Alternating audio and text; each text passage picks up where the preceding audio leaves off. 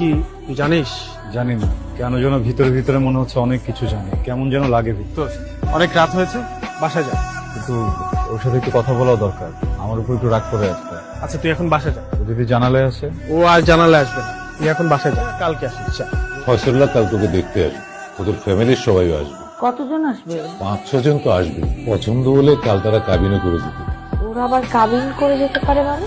আমি তো ছেলেকে সামনাসামনি দেখিও নি এখনো বাবা। কাল দেখবি।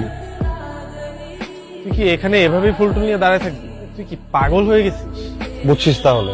ভাইয়া যে আপনি কি জানেন আজ না ক্লিনিকে ছেলে পক্ষ দেখতে আসবে, ছেলে পক্ষের পছন্দ হলে আজই কাবিন। আরে চল না মাজন,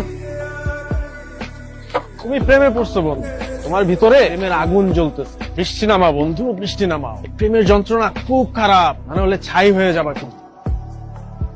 ভাইয়া ছেলে পক্ষ না পাত্রীকে পছন্দ হয়েছে, পাত্রীকে খবর দেওয়া হয়েছে।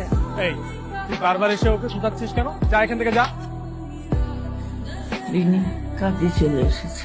ও যেন লাগছে ভেতরে ভেতর। এমন মনে হয় সব ঠিক হয়ে যাবে। আমি ওটা তোমাকে বোঝাতে পারছি না।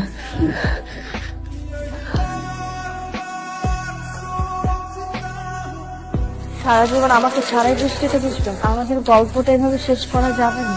মানুষ বৃষ্টিতে ভেজে, আর ভালোবাসার মানুষ বৃষ্টিতে ভেজে। তুমি কোনটা, মানুষ নাকি ভালোবাসার মানুষ?